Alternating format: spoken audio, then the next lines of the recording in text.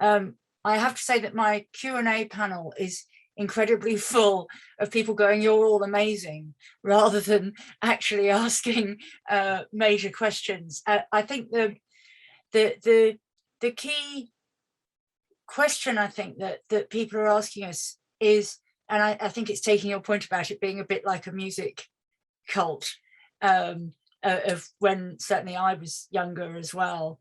And I love the idea of you with the pink Mohican as. I really want to see that picture, please. But I think there is a real serious question about how we work to enable those younger people who were so keen on this, who were whistling and shouting at us on the steps of the Senate and so on, how we try to stop them getting on the bus. How we can find ways to say, not only to the authoritative adults, but to those youngsters, you can stop, you can take some control here. And I'd be just quite interested to briefly, and I will emphasize briefly, I'm afraid, hear any thoughts from the three of you on how we help those youngsters to just also think about what they might not want to do to themselves. Any comments or questions on that would be great. I'm sorry, Sinead, you're obviously having a bit of trouble hearing. So if Az or Sonia have anything to say, that'd be great. I think the most useful thing we can do for young children, especially young children who are confused or questioning, is just to be normal with them. And when I teach medical students, I say, imagine you have a patient come to you and your patient is an adult male and they say that they feel like they're a woman. What would you ask? And they give very sort of predictable sort of for how long. And then I say, okay, your little brother's walked into your bedroom and said to you, I think I should be a girl. I feel like a girl. What do you say? And the real answer is, really? What do you mean? What do you mean you feel? What does a girl feel like? What does a boy feel? That's the normal sort of question. Whereas clinicians feel that they cannot ask normal questions, and parents now feel they cannot ask normal questions. I mean, in Scotland, if you ask the wrong question or say the wrong thing at a dinner table, you can now be reported to the police by your family, can't you? But we just need to, because so children and Sinead articulated this beautifully. For any of you who don't follow Sinead on Twitter, you must, because a beautiful, wonderful, articulate Twitter feed. I'm a big fan of Sinead's on Twitter. But whenever any child is confused or questioning, allow them to be curious, allow them to question, and question with them, because it's what happens otherwise is that they're working through goes a bit off piste and they end up like I did at my maths A level at the wrong solution, but they don't realize where they've gone wrong, a bit like me in my maths A level. So what you want to do is think with them and think how, that's all I think people should think about. Just be normal, be curious and try and understand, rather than apply a template that Stonewall has told you to do and replace thinking with ideology, because that's the recipe for disaster. Thank you very much. Go on, Sonia. Can I just, I just want to add to that, because I remember from my own experience, and I know from my daughter, that we can't really tell our children anything, because children don't learn by what we say to them. They actually learn by observing us. And when you have a child, older child who has been part of this culture now, which is it is more modern, it is the done thing to have this identity, whether it's your sexuality or your gender, and they're claiming this before they even know what it is to live. You can't say to them, because I know my parents couldn't say to me, actually, you're not that. My father said, which I think is true, if you can't hear, you must feel. And that is painful. We've heard Sinead's testimony, and I know it's painful because she is really living the results of not being able to be told what it was that was going. Nobody even tried, but not being able to to be told. And so I think that what we have to do with our kids, as well as Sinead said, never affirming, we have to be brave enough to stand against the prevailing wind. So even if we do get into trouble for saying that it's not possible to be born in the wrong body, it's the truth. We should say it.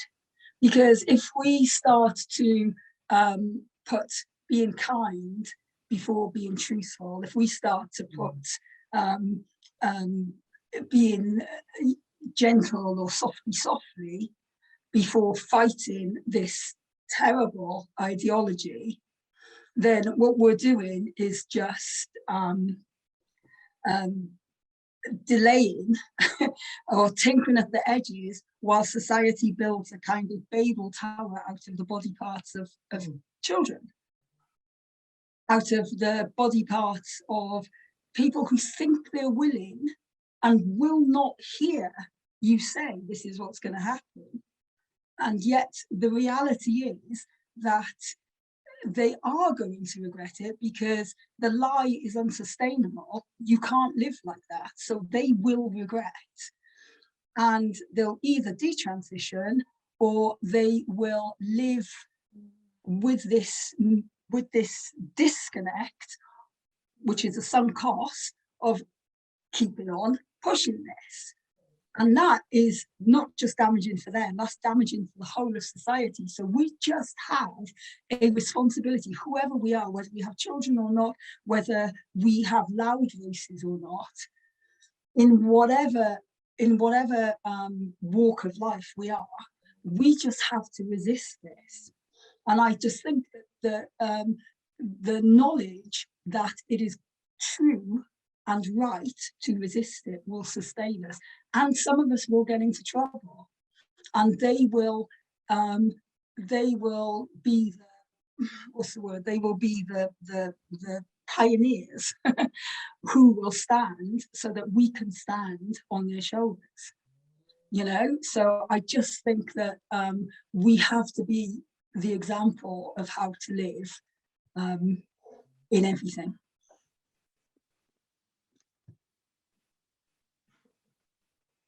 You're muted, Sarah. Yeah, I keep muting myself, and I've just been brought a very kind and appropriate cup of coffee with LGBT on it, which is great. And then I forget that I have muted.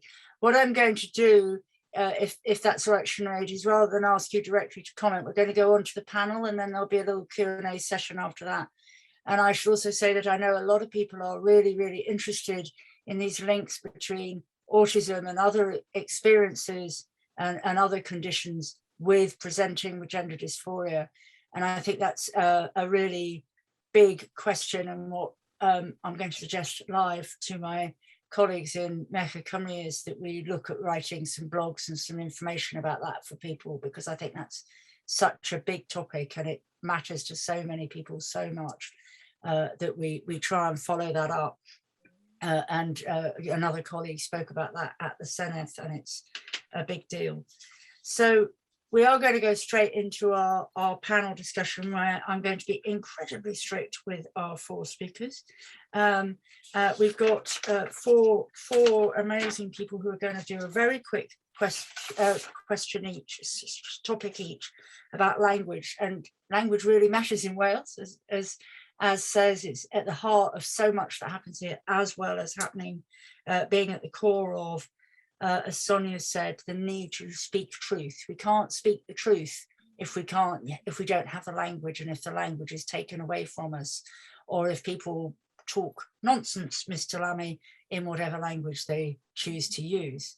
And one of the core things about the action plan, of course, it doesn't have any coherent definitions for really contested terms. So we've asked 4 people to talk a little bit about language, and then we will have a quick discussion between them. The first up will be Stephanie Davies-Arai, who founded and directs Transgender Trends, and that's absolutely arguing for education and facts in our system. Then I'm going to invite Dermot Kehoe to say a few words. He's been a gay activist since the 1980s, and what he doesn't know about the movement is not worth knowing. Then Helen Staniland, who, apart from being a Welsh speaker as well, is a strong feminist activist and perhaps best known for the Staniland question, which she might touch on. And then I think it's Kate, who's going to speak from LGBT Alliance, one of the co-founders of this, and absolutely crucial in ensuring that we're still represented and that we won't go back in the closet. So I'm going to kick off with Stephanie, who I can't actually see on my screen, but there she is. Brilliant. So I'm handing over now to you, Steph. I'm going to talk a bit about the language we've heard so much about in just the previous week. And the key language in the trans activist campaign, of course, is trans women are women. It's the mantra of the movement. And this is no accident. It's on this statement rests the key political aim of the movement, which is the replacement of sex with gender identity as the distinction between men and women in law and public policy. And this enables any man to access women-only spaces by the simple means of saying, I'm a woman. And just this week, of course, Keir Starmer said that a factually scientifically correct statement, only women have a cervix, shouldn't be said, it's not right. And the reason that he said that was because this statement states the biological distinction between men and women, and that's not allowed because it suggests, of course, that trans women are not women. And to enforce this belief on everyone that trans women are women and therefore entitled to use women-only facilities and services is a strategy characterised by the bullying and silencing of anyone who disagrees with it. A political goal of adult activists should not be the basis for the education of children. Of course, to believe that sex is immutable and cannot be changed is a protected belief under the Equality Act 2010. And the Education Act 1996 prohibits the political indoctrination of children in schools. The gender ideology enshrined in the Wales LGBTQ+ action plan, if taught in schools as fact, would be in breach of that act by indoctrinating children into a belief in a highly controversial political ideology. The substitution of gender identity for sex as the distinction between men and women takes away the rights and protections of girls as the female sex. Gender identity is not a protected characteristic under the Equality Act 2010, of course sex is. The Welsh Government commits to delivering LGBTQ+ inclusive RSE for all and providing statutory national trans guidance for schools and local authorities. Based on the action plan, this means teaching children that they have a gender identity and that this inner feeling determines whether they are a boy or a girl, not their biological sex. And this is, along with being scientifically incorrect information, which adolescents are bombarded with online on social media platforms such as Tumblr, TikTok, and YouTube. It coincides with the unprecedented rise in the number of adolescents being referred to the Tavistock Gender Identity Development Service, GIDS, or Sandyford Clinic in Glasgow over the past decade, and around 75% of whom are teenage girls. And these girls are arriving at the Tavistock Clinic already convinced that they are really literally boys, and a medical pathway is all that awaits them, as Sinead has told us, medical intervention with serious and irreversible lifelong consequences. The case of Kehoe, who regretted her transition, we know is the tip of the iceberg. The unscientific concept of gender identity is an especially harmful way for children and adolescents to conceptualize their discomfort with their bodies or their feelings of not fitting in. Teaching children to understand themselves as gender identities rather than sexes, teaching them effectively the denial of reality, is a serious and harmful social experiment on this generation. But of course, teaching this ideology in schools is not for the benefit of children. Activist targeting of children with the message they may have been born in the wrong body, teaching them that gender identity overrides biological sex, destabilizes children's perception of reality. Teaching children that transgender people must not suffer discrimination is admirable, and we would all agree with that. But teaching children gender ideology results in a school environment of deception, secrecy, violation of boundaries without consent, and separation of children from parents. And ultimately, it serves only a political agenda to introduce a system of self-ID in schools and to indoctrinate this generation of children into the belief trans women are women. Thank you so much, Steph. I'm going to go straight on to Dermot. Hello, thank you, Sarah. Thank you very much for the invitation today. I'll try and be very brief. You asked the top to talk about the use and abuse of language. And I think no discussion of political language would be complete without a reference to George Orwell. So I have a quote from George Orwell who says, "Political language is designed to make lies sound truthful and give an appearance of solidity to pure wind." An appearance of solidity to pure wind, I think is very relevant. What I'm going to do is use 3 examples of language, fortunately different from the ones that Stephanie chose, so that's good, in the LGBTQ action plan, and say what I think their purpose is. So the first word I'm going to use is queer, which is on the front cover. A term that was once used to denigrate lesbian, gay and bisexual people has now apparently been reclaimed in order to be owned by us. So if I call myself queer, then apparently I will feel empowered. But if a stranger shouts this at me if I'm walking down the street with my husband, then it's a hate crime. For many of us, we don't want to reclaim the word queer. It was a word shouted at us as we left gay pubs in groups for safety. It was thrown across the playground as an insult. In my case, it was the word spat in my face. I was held against a wall by 3 men outside the student union. But how is it being used by the Welsh government?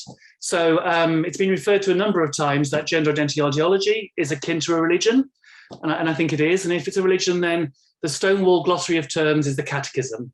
So I shall use the Stonewall glossary of terms to interpret the use of this language. And Stonewall says of queer, although some LGBT people view the word as a slur, it was reclaimed in the late 80s by the queer community who have embraced it. I was there in the late 80s and we didn't, but put that to one side. As a definition, this is circular. Queer is a word embraced by the queer community. What was it before it embraced this word? What does it mean? It is literally a circular definition, like Stephanie's example of trans women are women, and therefore doesn't serve the purpose of defining what it is you're talking about. And therefore, if we're talking about political language has a political purpose. And the purpose of using queer is to obscure and to blur the meaning of who this strategy is for. That's my first point. The second one is the word cis. Again, the Catechism of Stonewall says that someone whose gender identity is the same as the sex they were assigned at birth, non-trans is also used. Personally, if an adult trans person tells me they have a gender identity that is different from their sex, I accept and respect that as their account of their experience. However, that does not mean that I have a gender identity or I believe my sex is assigned. Cis is a label for 99% of the population, where very few of them would recognize it or understand it. It's an identity of not being something, which I think is pretty unique. I was trying to think of another example of identity of not being something that was ever used. But again, political language has a political purpose. And the purpose of using cis is an attempt to universalize something that is not universal. It's embedding a worldview, an ideology that everyone has a gender identity, they do not, and that sex is assigned at birth. It is not. The third phrase I want to refer to is one of anti-trans.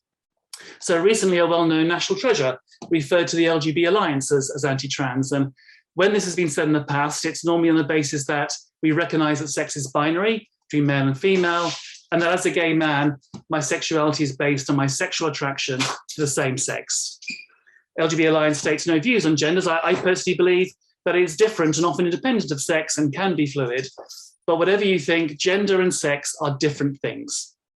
The Stonewall definition on their glossary of terms of transphobia is the fear or dislike of someone based on the fact that they are trans.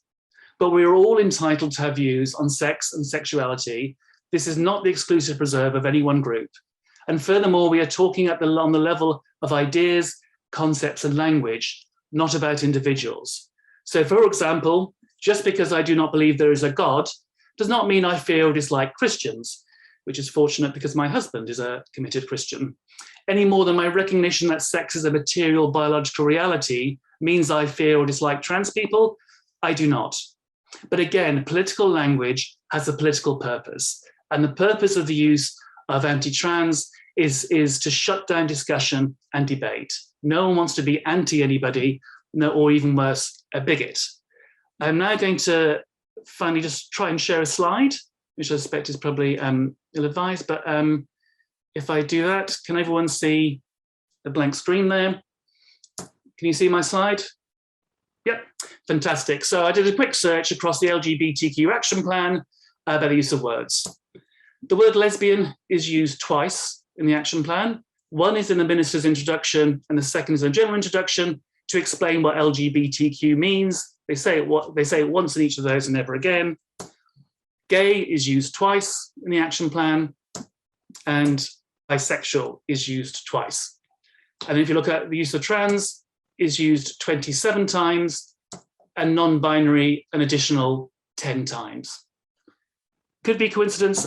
I do not think so. Have I stopped sharing now? I hope. Great. So to conclude, why language so often is the battlefield in here, because it's a political language and it has a political purpose. Queer seeks to obscure the meaning of who we are bringing these action plans in and doing things for. Cis seeks to shape and impose a worldview and an ideology for discussion of sex and gender, and transphobia seeks to close down further discussion and debate. I will finish on another quote from George Orwell. He said, "In a time of deceit, telling the truth is a revolutionary act." Brothers, sisters, comrades, we are engaged today in this meeting in a revolutionary act. Thank you. Thank you so much, Dermot. And yes, those numbers in the action plan are really horrific. I'm going to hand on now to Helen Staniland, who's going to say a little bit about language as well. Diolch yn fawr iawn am ofyn I fi siarad heddi. Thank you so much for asking me to speak today. There's been some extremely powerful speakers here. I think politicians should be made to listen to Sinead's story and experience and Dr. Hakeem's analysis. I think that should change things overnight, to be honest. As some of you might know, I personally have spent the last few years trying to clarify what people mean when they use the phrase trans rights are human rights. It's a clean, neat soundbite that doesn't convey any meaning in terms of rights. It only conveys meaning around the progressive credentials of the person asking it. It is used by people who deliberately want to obfuscate the ask, and it's been picked up by people who haven't given it much thought, but believe it to be the next civil rights fight. I've tried to cut through the phrase by asking people very specifically if they believe that a male-born person with a penis should have the human right to undress in a communal changing room where women and girls are undressing. And the replies have been eye-opening. Evasion, anger, accusations, attempts at sexual humiliation and silencing. It would seem that people are using language to hide what they're really pushing for and using it to try and achieve the results they want without having to clarify the full extent of what the ask really is. Barely anyone will actually answer the question. Hardly anyone will boldly say that, yes, this is exactly what we want.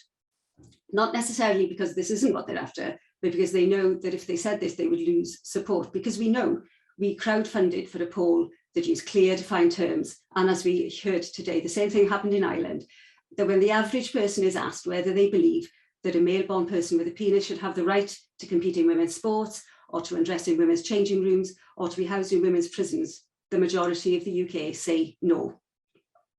But despite being in the minority, activists are using language to pretend to be in the majority by polling using very nebulous terms, trans women and rights, and treated like women. They're manipulating people and politicians into believing that it's a majority position, that only prejudiced haters believe otherwise. I've long said that this conflict isn't about fairness and biology, but language and power. We've seen how language is being manipulated to prevent women from discussing their violence by using it as a powerful tool of social shame. The words bigot, transphobe, hater are being thrown about to silence and prevent women from discussing the reality of their lived experience. It's being used to gaslight women and society into capitulation by telling women that they are the problem, that they are the oppressors, they're the ones enacting violence by misgendering. It attempts to equalise the harm done to women by men with perceived harm done by women to men. This is gaslighting and minimizing the effect of male violence against women and moves the conversation away from centering women to centering males. The attempt to wrest the word women away from women prevents us from having a word to describe not just our biology, but the whole political experience that is built around being a person in possession of a body with this specific biology. And namely, if we cannot describe ourselves as a group of women, we cannot adequately advocate for this defined group. And who benefits from this? Certainly not women. As Gloucestershire so eloquently put it on Twitter, after David Lammy paid lip service to the idea that we've had enough of male violence and the government needs to act, she asked simply how. We're not allowed to name it. We're not allowed to accurately track it. We're not allowed to seek refuge from it. We're not allowed to say when male people make us afraid and you call us names for wanting these things and accuse us of hoarding our rights. And all this stems from widening the word women to include some males, or in fact, any male who demands to be included. It all stems from the changing of the language.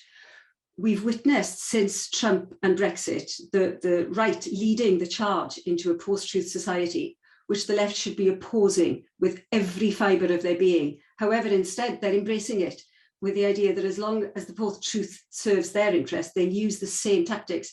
But once we've accepted as a society that the word woman no longer means women, and that it's reasonable for the leader of the Labour Party to say on primetime television, it should not be said that anyone with a cervix is a woman. It should not be said. We're paving the way for further newspeak and a full-on post-truth society. The Overton window of language will have moved, and it would be extremely difficult to move it back again, and we should be terrified of this. We've got so much riding on the ability to retain the language that accurately reflect who we are, not just for women, but for society as a whole. And we need to fight for it until there is no fight left. Thank you.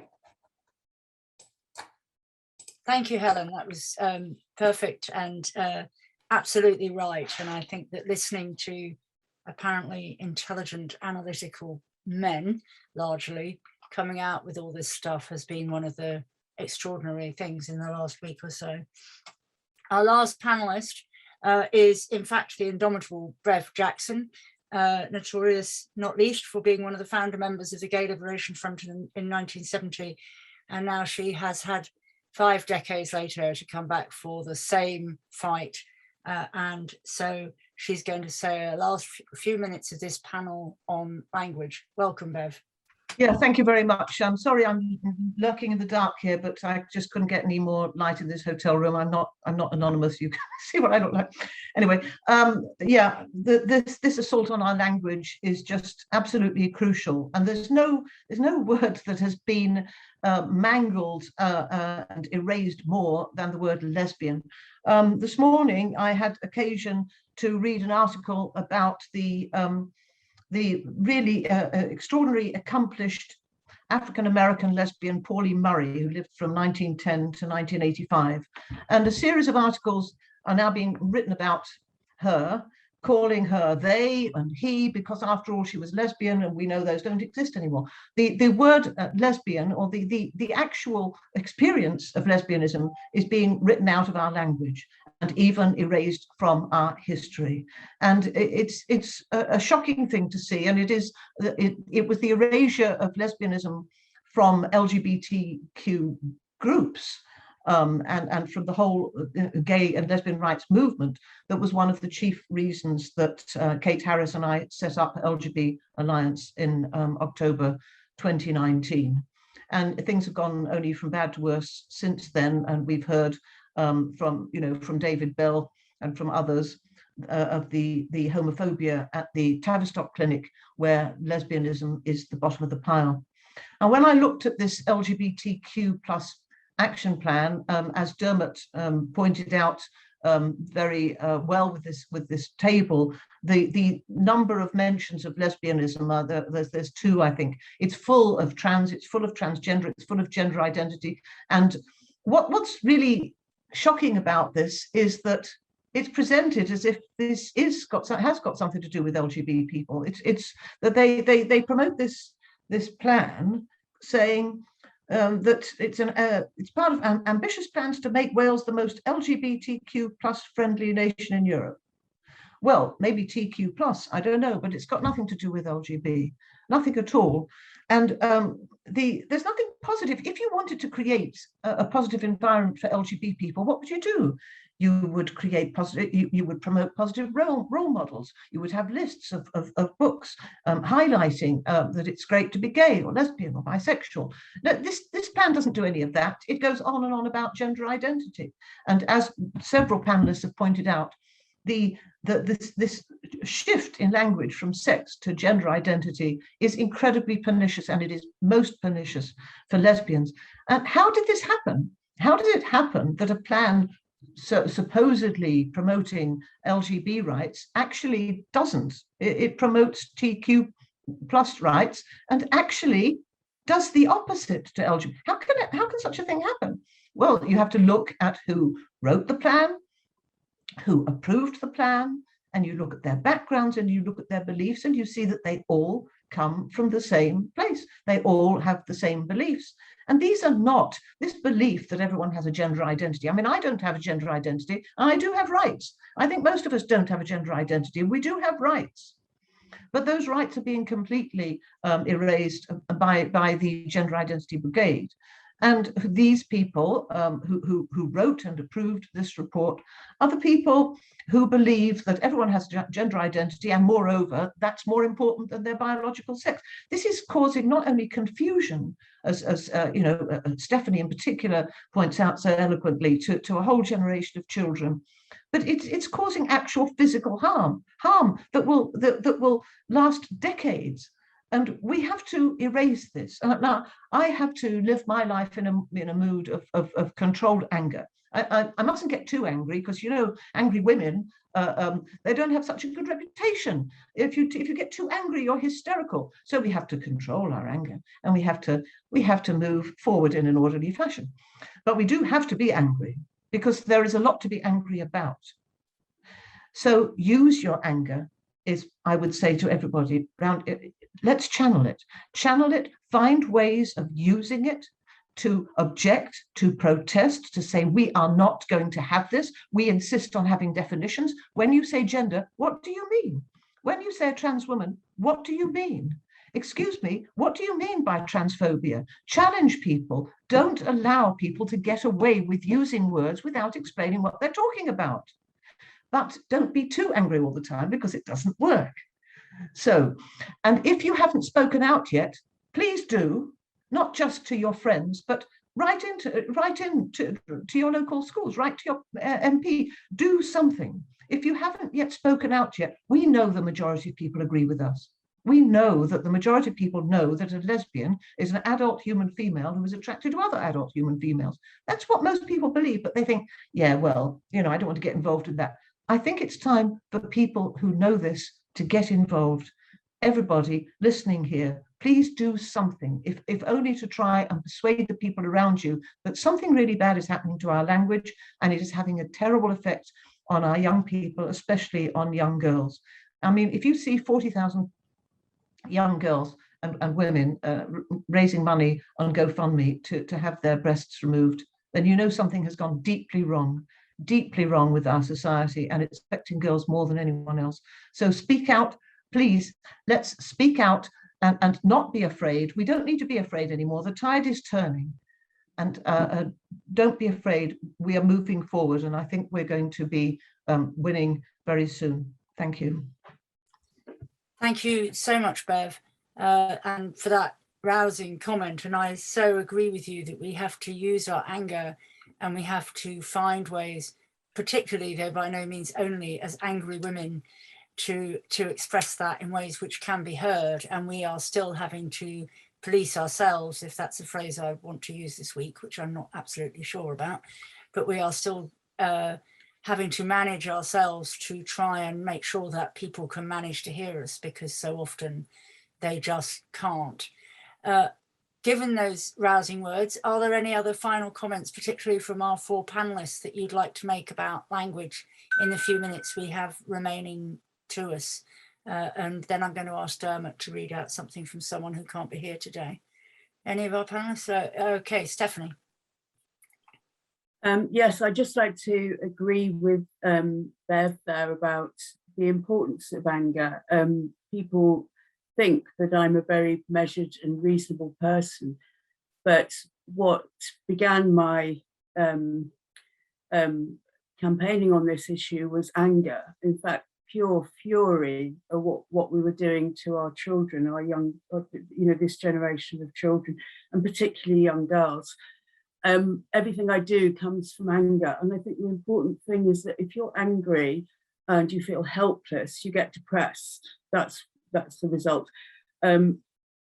Helplessness really creates depression. If you do something, it helps. And whenever I feel really overwhelmed by what's going on, I think I would feel a lot worse if I wasn't doing something about it.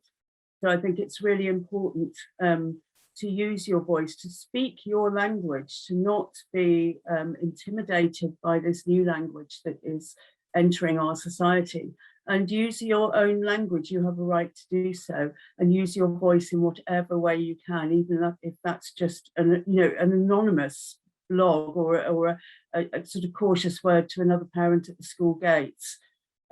Use your voice and express your anger, because that's what anger is for. It's to alert us that something is wrong. And then if we express that, it's better than not expressing it. I think that's really important. And yes, that sense of living our lives with rage is a major one. I'm going to ask Dermot to read a final statement, which comes from a young gay man who lives here in Wales, and he has very real fear of risks, or very real risks that he fears to his livelihood and to his family.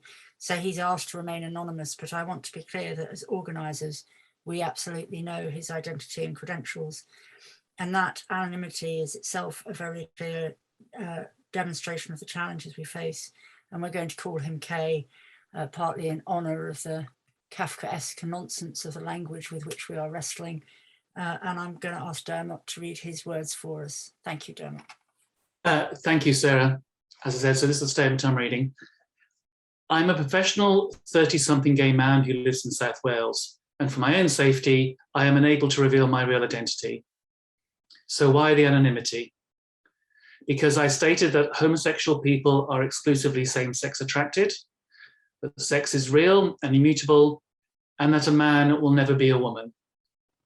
I also said that the actions of many LGBTQ organisations and their supporters display a cavalier attitude towards child protection and the most basic of safeguarding principles.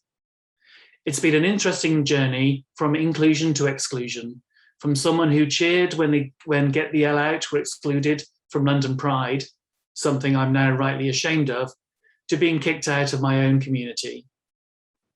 The attack started around 2 years ago on social media, after I said that, as a gay man, I can never be attracted to a trans man. I was called a genital fetishist and asked to examine my preferences, and removed from various LGBTQIA+ groups that I'd been part of. This was a wake-up call. I began paying attention to what so-called TERFs were saying and how organisations like Stonewall were responding. Then my hero, J.K. Rowling, voiced support for a woman called Maya Forstater, who had been fired for saying something completely reasonable regarding the reality of biological sex. She was vilified and threatened. When LGB Alliance was set up, I saw that friends of mine were tweeting the hashtag LGB Alliance as a hate group, but I couldn't see what was wrong with wanting to advocate for the rights of LGB people on the basis of their sexual orientation. Like so many before me, I fell down the YouTube rabbit hole, eventually discovering Magdalene Burns. I remembered the name from earlier in the year when I had seen people on social media gloating over her death.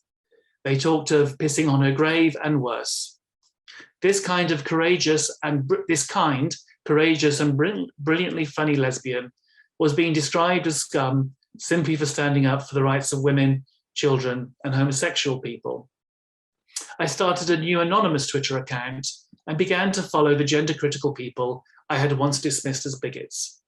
I began to educate myself. I learned that, according to Stonewall, there are 600,000 trans people in the UK, but there are only around 5,000 had a gender recognition certificate. I learned that the vast majority of those who call themselves trans women were fully intact biological males, heterosexual men who are now identifying as lesbians.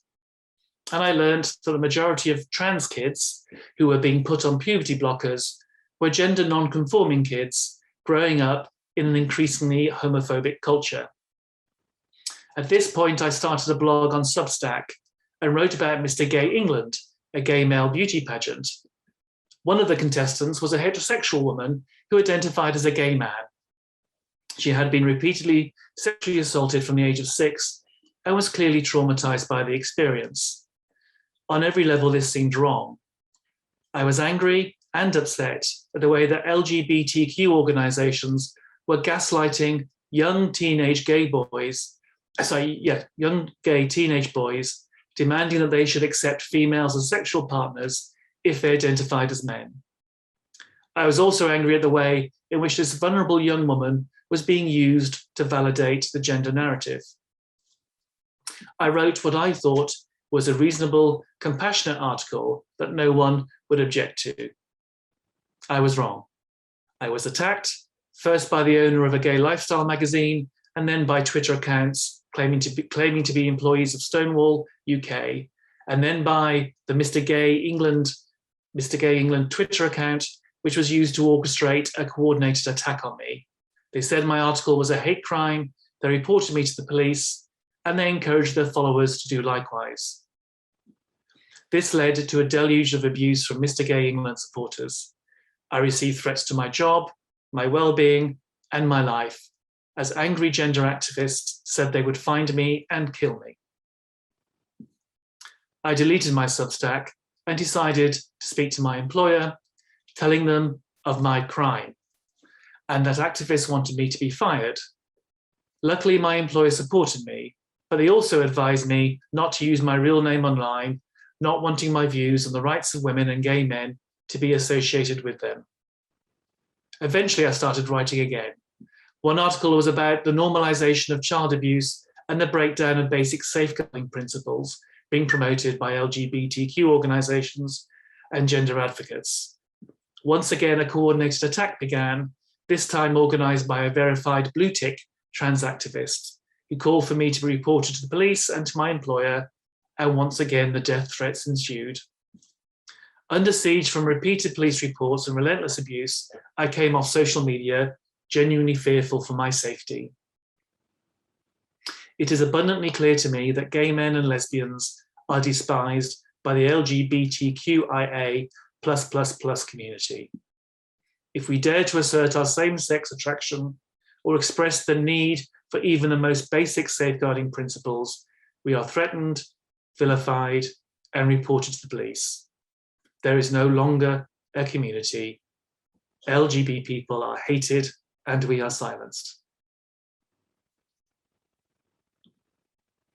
Thank you very much. And despite Kay's last words, I would say that today has been a demonstration of refusal to be silenced, a refusal to have our language stolen and our places taken and our history denied and our heroes vilified. And that actually what we are trying to do is to turn back this ridiculous destruction of our communities. And what I've heard today has been so much bravery from all of our speakers, from whom I'm immensely grateful, and so much anger at the nonsense that we're hearing. I'm not muted, am I, Kate? Okay, I'm about to wrap up. So unless it's something incredibly urgent, Kate, I'm not going to take you. Is it incredibly urgent? Go on then. Okay, following that, I just want to say that everything is going swimmingly. So do not despair, have courage, have faith. We are making the most incredible progress. And the only reason we're doing that is because so many people, individuals, are making a difference. We are changing the world We've seen it this week. We're going to see more next week and the week after. Hard though it is, we are winning, and we all need to stand up with the most enormous pride for all the risks that we as individuals have taken and for the impact that each of us has had. Everybody watching this, everybody around the United Kingdom and everybody around the world who refuses to be silenced.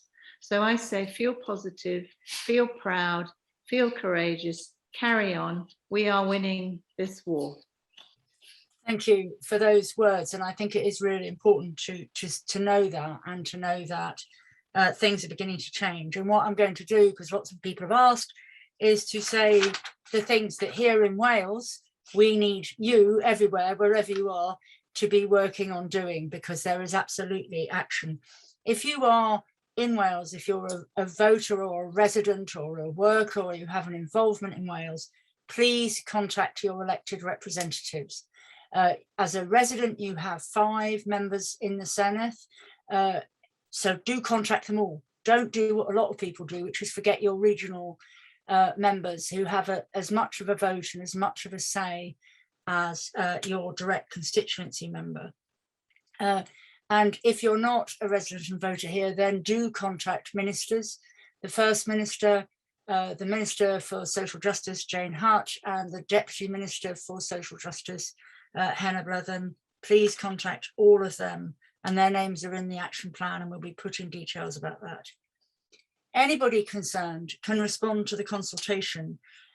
We at LGB Alliance and at Merched Cymru are producing more resources to help.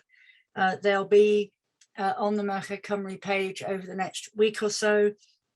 But even if you only go on to their consultation website and answer question 1 by saying sex is real and follow the science, that's great. We need as many people as possible making it clear to them that this action plan is, as so many of us have said, a really, really bad idea. And indeed, as Kate's just reminded us, is going contrary to the direction of a great deal of thinking and debate. And Wales, the Welsh government, for understandable reasons, seeks to be at a distance from Westminster, but they're going at a distance in the wrong direction on this one, where we will be sending out a briefing after this event. As a number of people have said in the Q&A, contact your local press, fight for coverage. One of our challenges always here in Wales, as people here will know, is that our press is pretty poor, basically, and it's very, very dominated by Westminster and events in England. But to keep plugging away at it, whether that's in Cymraeg or it's in English, please keep fighting for coverage. And the iron is not going to get much hotter than the kind of situation we're in at the moment with what's been going on at party conferences. We've talked a little bit about on-street action and the brilliant examples from Scotland and elsewhere. Spread that hideous haberdashery, though preferably using biodegradable materials if you can, any way you like. Use the post-its, put up the stickers, do all those things in the real world. As I mentioned, we're working on some resources to help that, but don't wait for us. Get out there, and not only in the street, but generally talk to your families, friends, colleagues, everyone else.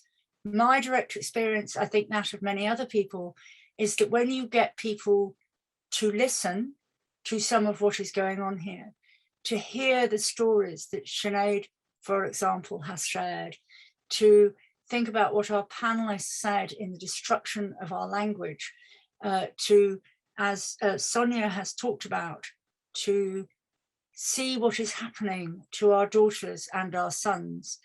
When we have all that laid out in front of people, they start to go, this is nonsense. When you point to Lauren Hubbard in the Olympics, or you ask them what they think is going to happen to women on the rugby field playing against men, those kinds of questions, they differ for different people, but start talking and keep talking. Don't let them just fall for those myths. So there is a great deal that we want you to do. Our consultation here in Wales ends on the 22nd of October, so that's your deadline to fill in the form, but there will be plenty going on before and after that for everybody who is concerned about this to have an opportunity to have their say, whether that's in their schools, in their communities, to their politicians, events like this, or on the streets. My very last words are to say thank you, diolch yn fawr, so much to everybody who's come today, to all our panelists and our speakers. It's been just an amazing morning, and I bid you all to go safely and in sisterhood to get on with fighting this battle. Thank you.